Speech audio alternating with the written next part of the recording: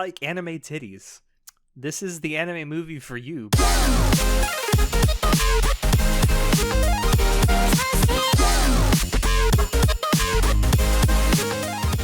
Hello everyone and welcome to Anime Club After Dark's Movie Reviews, a spoiler-free discussion detailing the good, the bad, and the downright ridiculous of anime movies.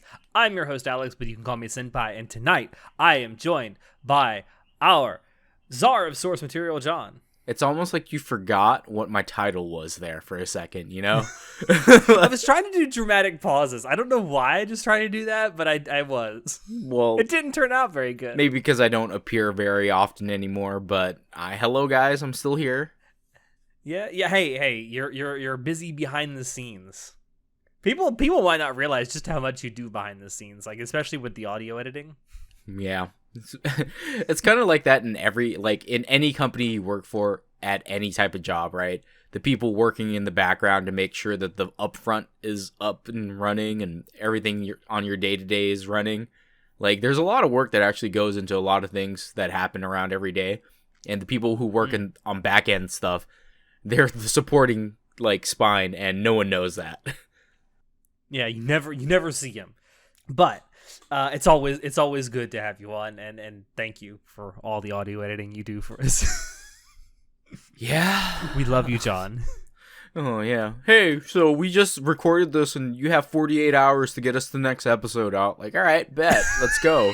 Let's fucking do it, guys. I like how I'll just send you that and just run away, and it's like, you'd be like, Like, okay, whatever, I guess. It's the life of an editor. Yep. But tonight, you and I have gotten together because we are doing a spoiler-free review of the 2009 Takeshi Koike anime film Redline. Woo! Redline! Redline! Directed by Takeshi Koike. And the fucking intro will tell you that. What a great way to introduce the director, though. Just have it right at the end of the intro sequence. Just directed by Takeshi Koike. Yeah, and they even have it voiced. Did you watch Redline in sub or dub? So for the rewatch that I did in preparation for this review, I watched the English dub. Okay, so I've only watched Redline in the English dub. Originally in 2000 and I want to say 12 or 13 when I first watched it. And then on my rewatch, I also watched it in dub because I fucking love the English dub for the movie because it's so dumb. It is, but it is pretty good. I would say that in terms of the English dub, most of the people voicing the characters do fit those characters pretty well, and they do a pretty good job. There's maybe one or two characters here and there that I think maybe give a little bit of a flat performance, but overall, it's a really good English dub. Yeah, so I wasn't sure if I probably should have tried to rewatch the Japanese one for a little bit, but it is what it is now. Because I remember at the end of the opening sequence that the singer lady, or the announcer lady, the voiceover lady was like, directed by Takeshi Koike.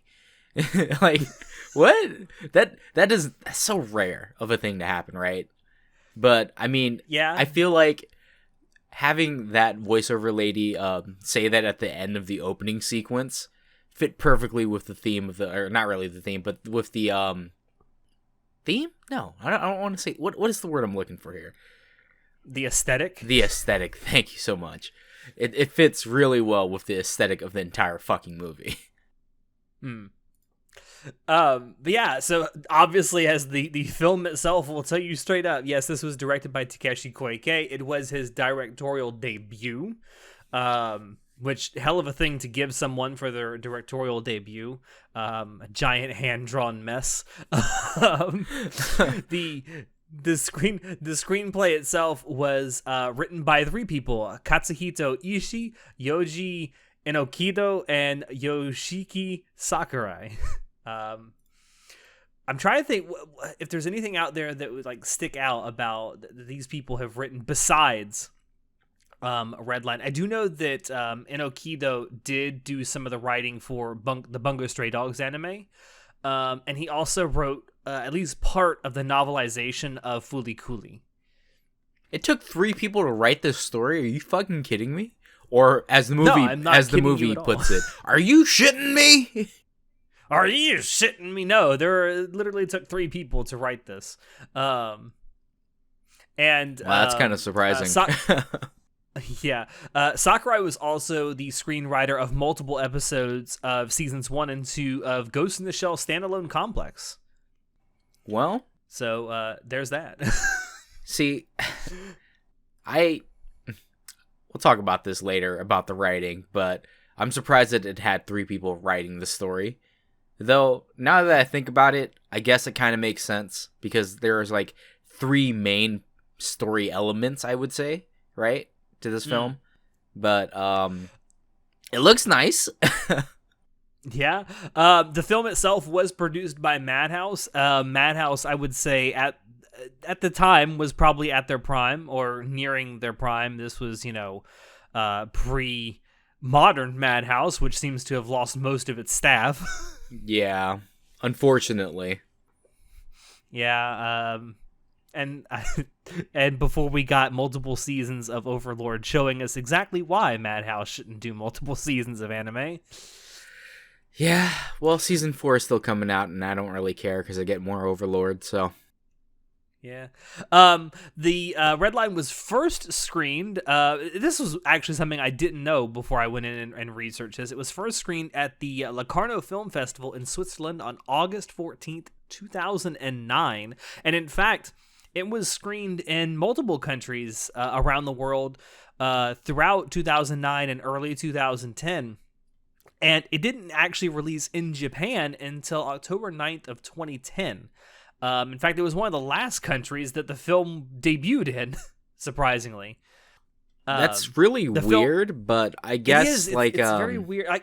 I've seen anime films like debut at film festivals before they have a wider release, but not this many countries before it debuts in Japan.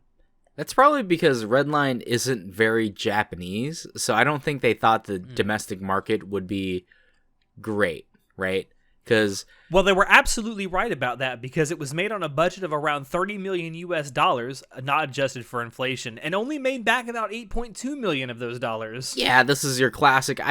If you told me this was a box office flop, I would not have doubted you for a second because it does not seem like so 2000 early 2010s, actual 2010. Anime movies weren't big yet. Like we've talked about before in the past, like anime movies just don't do well overseas. That was true all the way until like, I guess, Your Name? Ghibli does really well overseas, but that's because it's on home release, right? I don't think... Well, that, and it's also distributed by Disney. It's distributed by Disney. It's marketed towards kids, and as we've talked about before, animated films, not just anime films, but animated films were generally geared towards kids. So circa mid-2010, that we haven't seen that shift yet. It wasn't really until like I'd say about 2015 that we saw a shift in the dynamic of anime films that aren't meant for kids doing well in I was gonna say non-domestic market, but in the Western world, really. That's really what it means. Overseas. Yeah. Like I said, Your Name probably was like the first really big example of that, which came in 2016. Yeah. So I will say that the box office revenue that I did mention doesn't include subsequent home video releases or any theatrical re-releases. I couldn't find any information on that. I do know that it has since become somewhat of a cult classic, so I feel like it's probably made at least a little bit more than 8.2 million at this point, based solely on like, home video, like Blu-ray, DVD sales. I highly doubt that it even made up its budget of 30 million. Oh no. I don't think it ever made back its money, but I do think it's made more than $8.2 million since. Yeah, probably like 8.3, dude. Yeah, 8.3, 8.4, probably not more than $9 million, but it's probably made a little bit more than that in home video releases, I would guess. Based on the fact that it has become a cult classic, and despite the fact that it was sort of a financial failure, a lot of people did seem to like it, so and a lot of that has come since it was in theaters. And the film itself has a total runtime of 102 minutes, so just over an hour and a half. So let's talk about like one of the big selling points of Redline, and that is its art and animation. Unlike a lot of modern anime movies, this movie almost exclusively relies on hand-drawn animation, and it shows. That's why it was so fucking expensive. Yes, it was. That's also something to point out, that this film was in production for a very long time, which is part of why it had such a huge budget. This was kind of in development hell for almost a decade, like going on 7+ years that this thing was in development hell. And it became almost ruinously expensive for Madhouse. Yeah, I'm not entirely sure why they would spend 7 years trying to develop this fucking film. But I can definitely tell you that at the end they decided, fuck it, we're just going to do whatever we want now. Because it's so... This entire film is so wacky. And it shows in everything, even like the art and animation. Like, it's so over-the-top stupid. I almost thought this was a Trigger film or anime, to be honest. Like, it's so over-the-top. But a lot of that, the hand-drawn animation gets shown off in its racing sequences, because ostensibly this is an anime about racing. NASCAR Japan is pretty fucking crazy, isn't it, John? Yeah. Like, I look at this film and I wonder, is this what the Japanese think we Americans like about NASCAR? Because they're pretty fucking close. I mean, yeah, they're not that far off, to be perfectly honest. Oh, God. But yeah, like the racing sequences are pretty intense, especially that opening sequence where you're watching the Yellow Line race. Like, it's really well done. Oh, I fucking and it's a great love introduction to the racing that you're going to see later on. Yeah, I love how they established the opening scene, like how the movie's gonna be with Yellow Line. Like, first of all, Sweet JP, the main character, quote unquote main character. I don't really know if I guess he's the main character. He's driving a fucking Trans Am 2000, which is like, again, everyone. So the scene is set in ambiguous point in the future where there's alien races, robots, and stuff like that, and flying fucking machines, right? And here comes this dude in a fucking Trans Am racing against like spaceships. Like, does that not sound fucking wacky to you? Yeah, it's fucking crazy, and like a lot like you said, it's very reminiscent of something you might see in Trigger anime. But I love it. It's one of the greatest like opening sequences to an anime movie ever, because it tells you exactly what you're going to get. Like, you're not going to get some deep probing exploration of like the human condition. You're just going to get crazy fucking action sequences listed one after the other. I mean, we'll talk more about that in the narrative quality and pacing part, but I would say that because of this establishing scene, it kind of ruins the midpoint of the movie a little bit. I get what you mean, yeah. Yeah, but we'll talk. If I remember, we'll talk about that later. But what I did really like was how whenever characters were talking to each other, like one-on-one, like they're not racing or anything or like that, right? They're just like talking to each other. It felt like the camera shots were done shaky, and it felt like it was like done in real life, where someone has a shoulder like cam. Someone actually holding a camera. Yeah.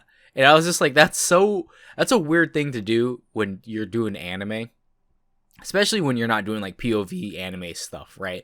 Like, it makes sense when people are doing the camera shake, when they're doing POV stuff, but this one was like kind of framed like they were filming a real life movie, which I thought was interesting. It made it a little bit more interesting, in my opinion, when they did things like that, right? Instead of just framing weird angles and basically just getting shots of people's tits and ass, which, oh my god, there's a gratuitous amount of in this movie.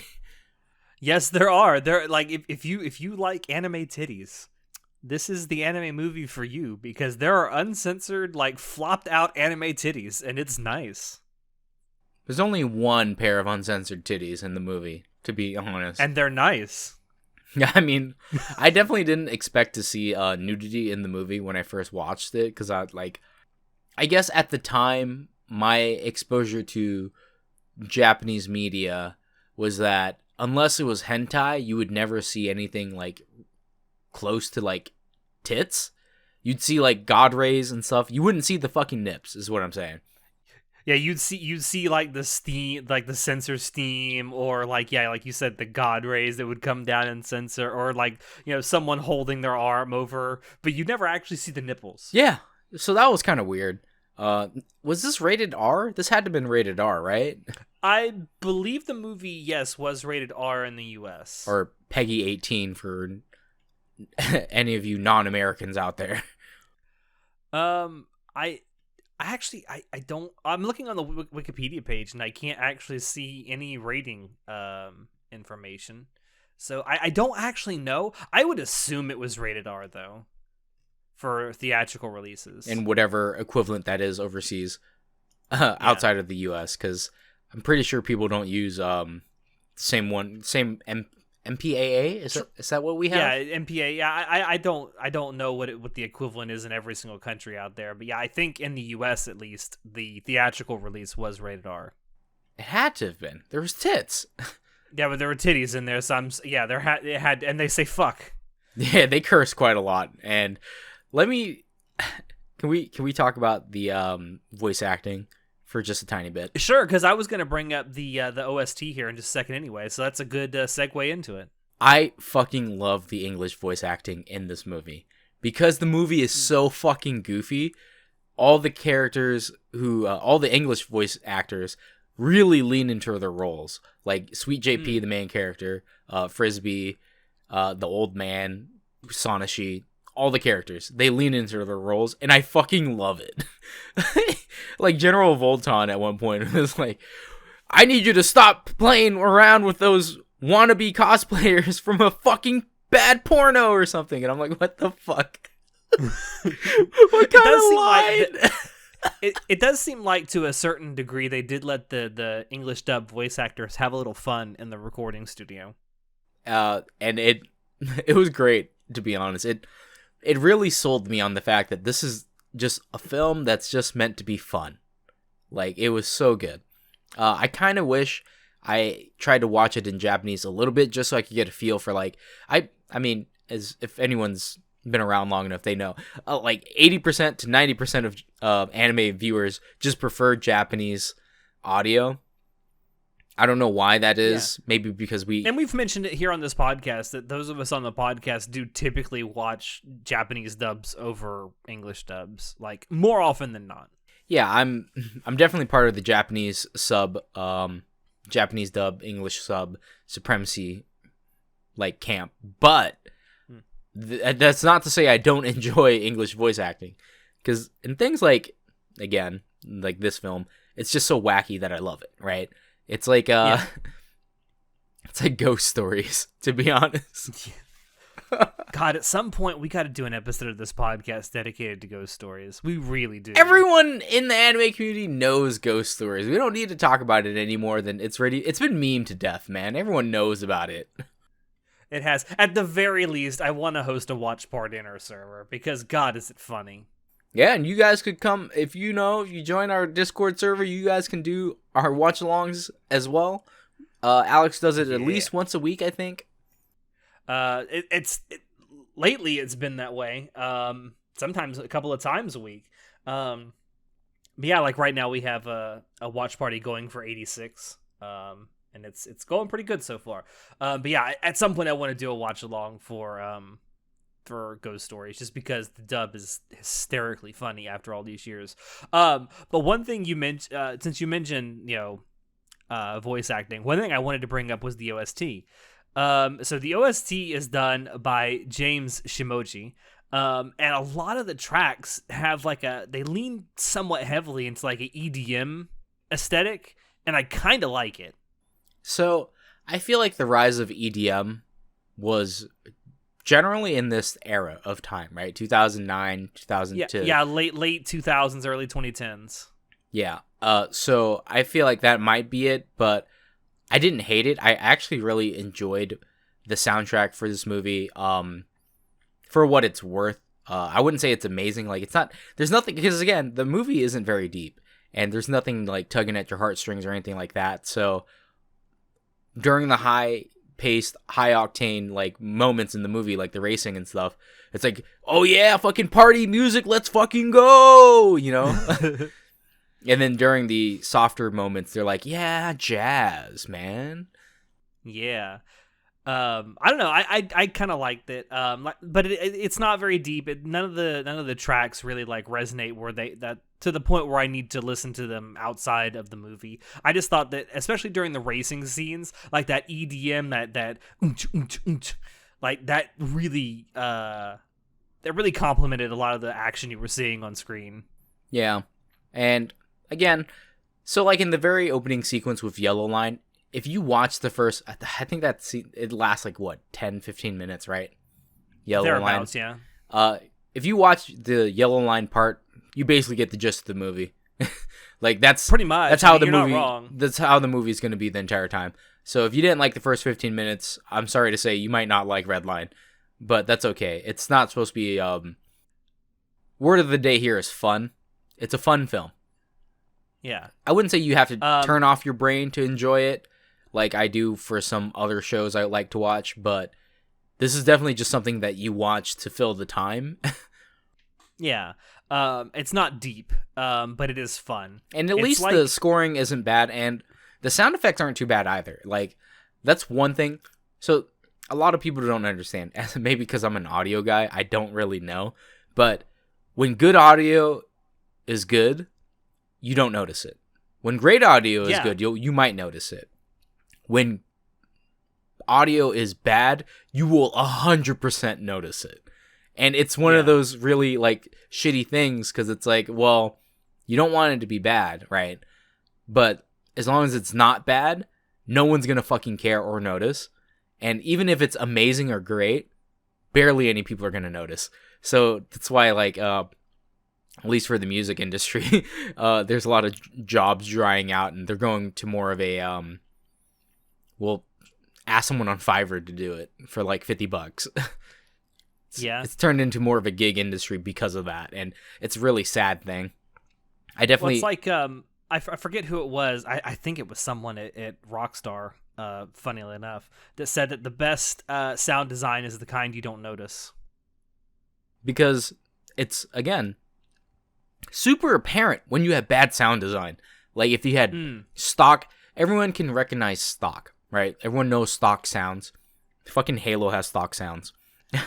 Or the Wilhelm scream. Yeah, like everyone can recognize those, and everyone will notice it, and everyone will say something about it. But if you've got okay sound design, no one's going to notice it, because it's kind of just to be expected at this point. And I feel like Redline is at that point with its sound design where it was okay, it was good, so there's nothing stand out about it, because it wasn't amazing. When sound design is only really sticks out when you've got a really strong score, because, you know, they play on each other. The sound design with the scoring of, like, the movie. Yeah. They should be playing around with each other and enhancing one another. I'd say in Redline, the scoring was just, it was tied to the movie's pacing and tied to the movie's, like, entire, like, aura. What the fuck did you say earlier? What's aesthetic. Word of the day, boys and girls, aesthetic. Can you tell I just woke up? Because I can't fucking think right now. But welcome to my life every day. Oh, poor baby. But yeah, the scoring to me was tied to the aesthetic of the movie, so that's why it was high octane fun. It was, again, word of the day also, fun. But the sound design itself was just okay. Like, it wasn't bad, and that's a good thing. I will say one aspect of the sound design I particularly liked was the sound of the engines and all the different racing machines. Like, they all sounded different. I mean, in my opinion, I thought they could have added a little bit more sound effects for, like, rattling of the engine, because those things are kicking fucking hard, bro. Like, yeah, especially JP's car. If you've ever been inside of a fucking muscle car, like a Trans Am, with fucking giant turbo fucking hydrogen fucking nuclear fission reactor engine, that's just gonna be loud. And then when his engine's roaring, revving, and it's bucking back and forth, you'll fucking hear that, man.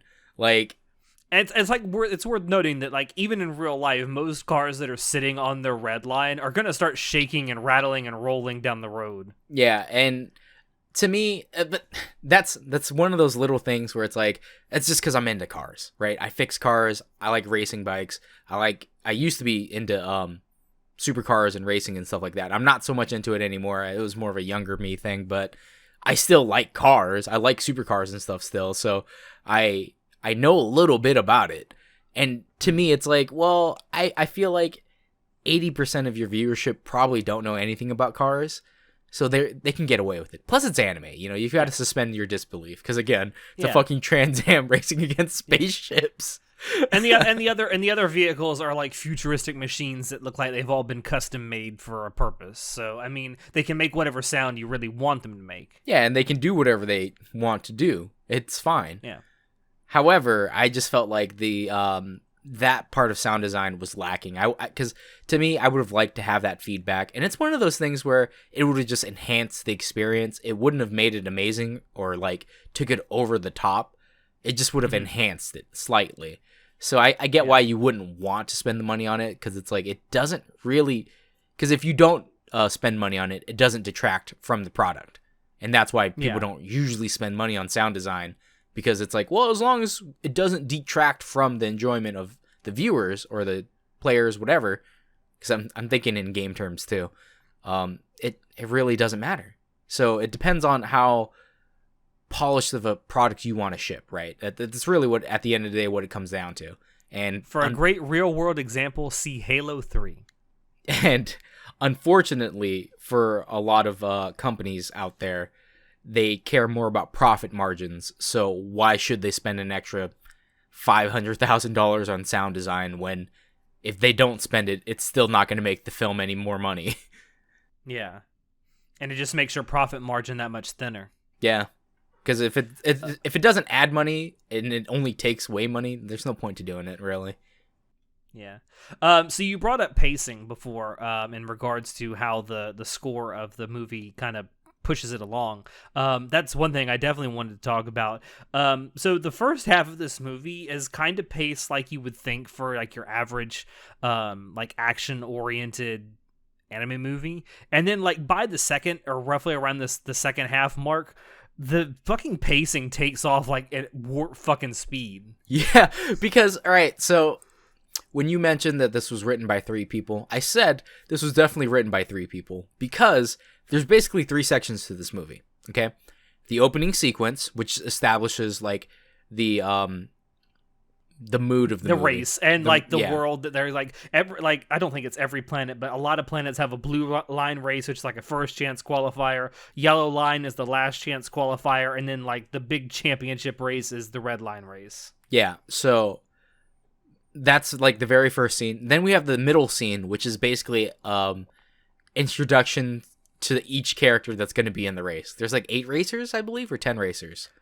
I forget the exact amount that's in the final race, but yeah, a lot of the racers that are in the red line race get introduced during the yellow line race. Well, not only that, during the middle part of the movie, when they're prepping for red line, they introduce each and every character for a little bit. Like each of them gets their like 5 minutes. Like a documentary series. Yeah, because it's like it's one of those like, you know, with real racing in real life, they're doing interviews with the racers. So they'll do an interview with the racer, and then the racer will go and do something. They're like to prepare for Redline. Either it's going to be some of them are doing things for the Redline Racing Committee, where they have like because they're supposed to race on this planet. And this planet is like, no, we don't want racers here, so they got to sabotage the planet to race on this planet. So you have like these wacky characters just introducing themselves, doing stupid shit. And again, it fits really well with the movie. It's stupid and it's funny, but it was really. I like how there's a couple of them that are also doing like sponsor plugs as well, which is it's just like real life how racers in real life will do sponsor plugs. Yeah, and it's a fun way, in my opinion, to introduce all the racers, but it does drag a little bit, in my opinion, because that's why like the ending is so. Well, I guess the ending is breakneck speed because the last third of the movie is basically just the final race, right? And it goes by so fast. I would have actually liked to see a little bit more, like I'd say about 15-ish, 20-ish more minutes of the actual Redline racing. because I just feel like that mid part it just went on for too long in my opinion. Like, why would you go like if the very first third was 1-for-1, the second third would be like a 1-for-0.5, and then the second half would be a 1-for-2 ratio of speed, right? And it's just like, why? Just divide that up, bro. Why would you do this? I know that the plot is based around racing, but that doesn't mean you have to race through the plot. I just would have liked to see more racing because, unfortunately, I feel like the ending, after all that introduction that they do for the characters, right, in the mid part, in the second third, the last third, they kind of just breeze past a bunch of characters. Like, there's... I mentioned this, and we did a watch party for this movie on our server, and a couple of the people in there were talking about it afterwards, and I mentioned to them, like, it would be kind of cool to have actually seen some of the blue line races that they talk about. Not necessarily at the very beginning, because I actually think the yellow line race was a great way to introduce it, but maybe through flashbacks show parts of the blue line races, so you get more like about what these characters are about, so that when it does come to the final race and you see like, you know, these characters racing, like, it means more that they get knocked out. Yeah, see, and that's kind of the problem with the second third. It's just, it spends 5 minutes per character, basically, per racer, introducing them and showing them something that they do in the film, and then they get knocked out. Yeah. And then you're like, oh, okay. Yeah, it's like, I don't feel anything for this. It's like, it literally, you said that this set dressing that you developed is not there anymore. Okay, I don't care. Yeah, but, I mean, that, again, goes along with the theme of Redline. It's just supposed to be stupid fun, and it is stupid fun. And it is, and that kind of just goes into, like, I feel like some of the secondary characters in the red line race could have been developed a little more, but it's kind of, you know, whatever. One thing about this movie, though, is the villains that are in it they're cartoon, and I use villains in quotation marks. They are cartoonishly evil. Which again, fucking it's love fun. The space Nazis. That's literally what they are, though. They're so cartoonishly evil and stupid. It's so dumb. They are, and it's like, so ostensibly you have a plot that is developed around a couple of things. Like, yeah, there's this race that's going on. People are trying to get there and get to it. I get it. That's actually okay. But then you have this like B plot that's going on in the background, which eventually comes to the forefront of this planet that's ruled by an evil tyrant, which they're essentially space Nazis, called Robo World. And just the cartoonishly evil ways they go about trying to get this race not to happen. I think it's super hilarious. It is, like, again, if you're going in expecting something deep, you're going to be really disappointed by this. But the fact, if you go in expecting just harmless fun, it's actually really like funny and interesting to watch this like unfold, because not only are they cartoonishly evil, they are cartoonishly incompetent. Yeah, that's what I was gonna say. Like, that's what I love about it, because they're so incompetent. We need to fire the laser, sir. The laser had a malfunction. Like, what do you mean? Oh, darn those Redline racers! What? I can't. I like how the realization for like the president of Robo World just comes down to like the end of every Scooby-Doo cartoon. I'd have gotten away with it if it wasn't for those damn racers. And I feel like the English voice acting was, again, spot on for this part. I fucking loved how stupid the villains were. Because, again, there isn't a main story to Redline other than racing. They do somewhat develop, like, B plots, like the whole JP's past thing.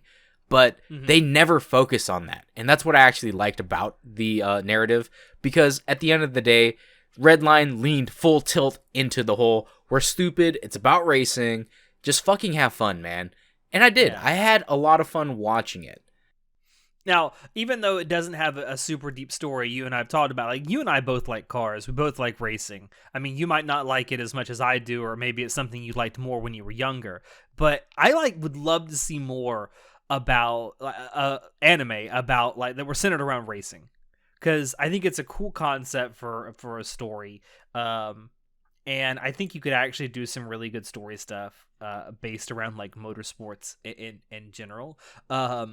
I would The problem disagree. with Redline is you can't expect anything deep from it. So I disagree because I feel like the only reason Redline, at least to us, is fun is because we have a little niche knowledge about cars, right? And we just like racing in general, right? Like I love watching MotoGP, but it's a very niche market, and I feel like this is why we don't see a lot of racing films or anime in general, because it's hard to get a general audience to want to watch this without things like remember Bakuan, that cute anime girls riding motorcycles. Yeah, and the sticking point was not about the motorcycles, it was about cute girls riding motorcycles. How dare you? Harley Davidson carried that series. I fucking love Harley Davidson. Harley Davidson. Jesus. Literally, Jesus Christ is Harley Davidson. It was so good. I loved it. It was so wacky. But yeah, like the sticking point to Bakuan was cute girls. That's why people wanted to watch Bakuan. And the fact that one of the characters is literally the Stig from Top Gear. Yeah, and see, again, that's for the niche market. I feel like racing, unfortunately, is not, or rather, I should say, just car culture in general and racing culture in general, unfortunately, is not very widespread. I feel like, because look at how many NASCAR fans we have, and then compare it to how many, like, I don't know, sport fans, right? Like soccer fans, or soccer, football, or American football fans, American football, like cricket, even cricket. You know, like I feel like cricket and NASCAR have a very niche market, right? Where it's like if they made something about it, it just wouldn't sell well. Maybe. I do feel like if they set it around something like Formula One, though, it might sell well. I feel like because Formula One. You know, with racing, there is a lot of drama involved, right? Like there can be a deep story. Like bringing it back to Disney, Cars 1 was a pretty solid film, right? Mm-hmm. And it's about racing, and it's because I guess characters have character arcs, the personification of it. They're just cars, but they're people too. But you could do that, like in real life. Racing can be like that. It's always fun to watch Formula One because I just like fast cars go fast, so that's super fun to watch. But I feel like it's because the audience isn't that wide that no one wants to make it. Because look at this, $30 million to make it only made back $8 million. Like I feel like it's not a good track record.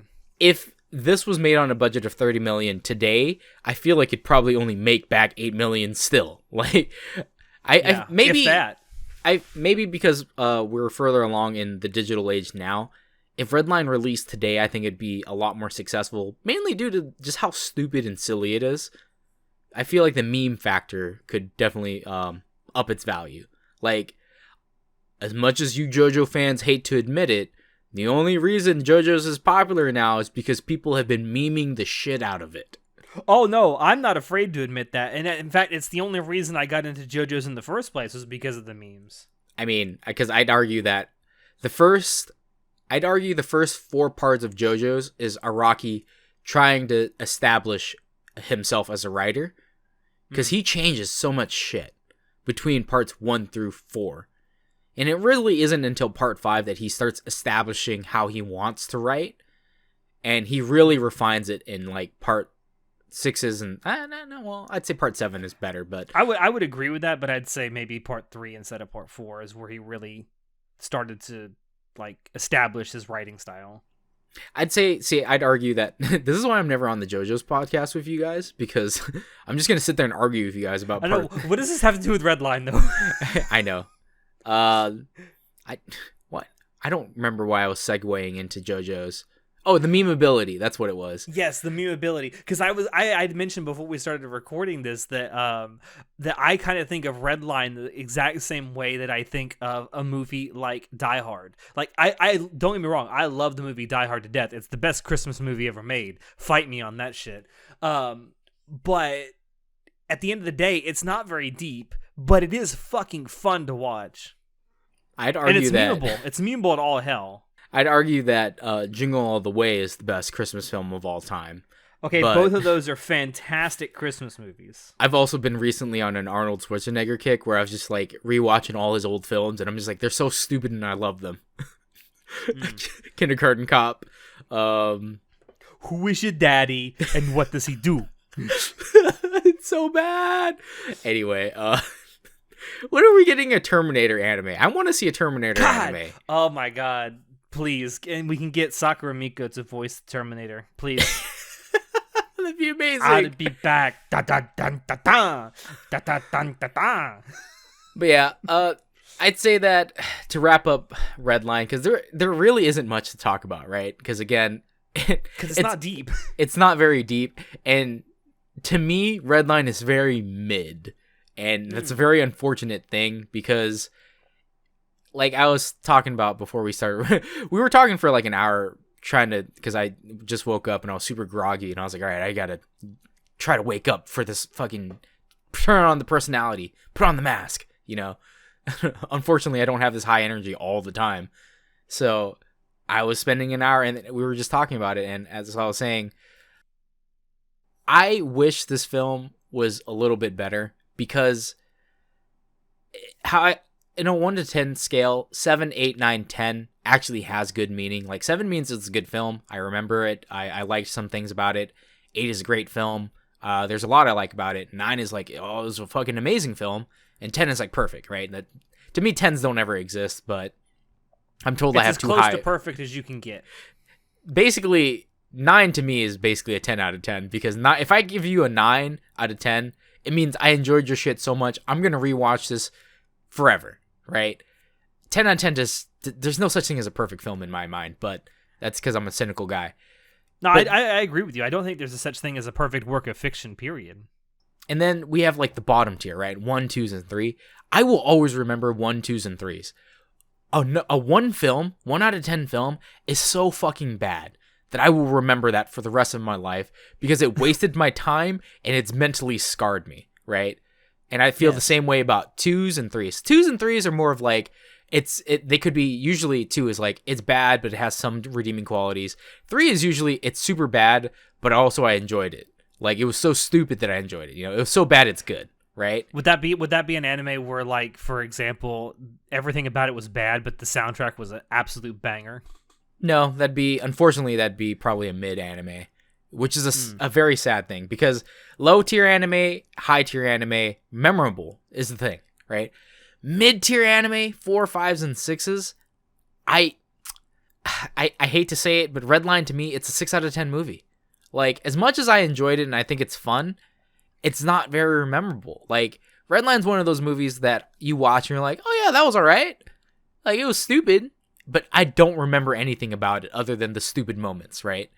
Like, and maybe because it's such a niche movie, if it was produced today and it had memeability and everyone was talking about the memes, then maybe it might be a better film. But in my mind, it's high tier mid, because it's 6 out of 10 for me, instead of straight up 5 out of 10, which is like the worst score I could give anything. If you're a 5 out of 10 show or anime, you've done fucked up, because you're not even bad that I can't remember you. You're a film that I will watch and then I'll be like, what's that film called? I think I've seen that before. And then I'll watch the first 15 minutes and be like, oh yeah, I have seen this before. I don't remember shit about it. And then I'll watch it and be like, oh yeah, I remember this. And then 10 minutes later, I'll forget all about it again. Because that's the worst experience that anyone could have, right? And being apathetic towards something is actually, and in my opinion, worse than hating it. Because at least if you hate something, you remember it. And unfortunately for me, Redline does that, where it doesn't have a banging soundtrack, it doesn't have amazing sound design, it doesn't have a gripping story. All it is stupid fun, and all I remember from it is, oh yeah, I remember watching it and it's fun. That's it. I guarantee you, in about 1 week, if you ask me what are the character names from Redline, I would be like, I don't know. He drives a Trans Am, though. I'll remember the car, that's for sure. I remember the Trans Am. I will, and it's fucking Bumblebee Yellow. Like, I will remember that. That was the most memorable thing to me in this movie, that he drives a fucking Trans Am. But that's about it. So I give the movie an 8 out of 10. A lot of my score comes from the fact that I did actually have fun watching this movie because it's something you can kind of laugh along to and just like point and laugh at all the crazy shit that's going on. I also genuinely enjoyed it for some of its technical aspects, mostly its hand-drawn animation, which I still think looks fucking amazing more often than it doesn't. And it's why I advocate for hand-drawn animation as much as I do. But yeah, overall, in terms of like its narrative quality and its sound design, yeah, it's pretty mid-tier overall, sad to say, because I like the idea of Redline more than I like Redline. I feel like if Redline got a 12 or if it had a 24 episode anime, I'd love the shit out of it. Yeah, again, I thought so too. Like, I feel like this story, even if you kept maybe expand the characters a little bit, but if you just kept the crazy, like, cartoonishly evil characters and the crazy idea of the race and stuff, keep all that the same. Just expand out some of the characters a little bit over, like, even like it was like 8 episodes or 10 episode anime series. Like, I think it would be so much better. Well, it's because I feel like the main character, Sweet JP, has a lot to offer as a character. Because, again, I'm pretty biased, right? I love the rule of cool. And he's one of the like cool characters that I'm just like. And we talked about it, like one of our favorite anime ever is Gurren Lagann, and that show exudes the rule of cool. I fucking love Gurren Lagann, but only on my third watch through did I actually enjoy it.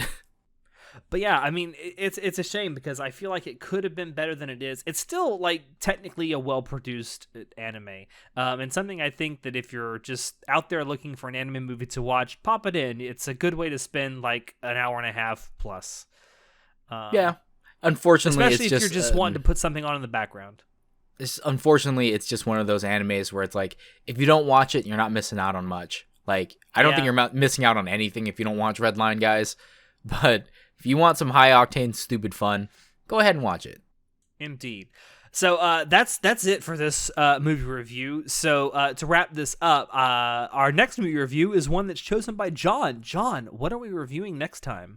Fucking Makoto Shinkai's 5 centimeters per second. Because I have to rewatch it for a third time in my late adulthood to really understand this movie.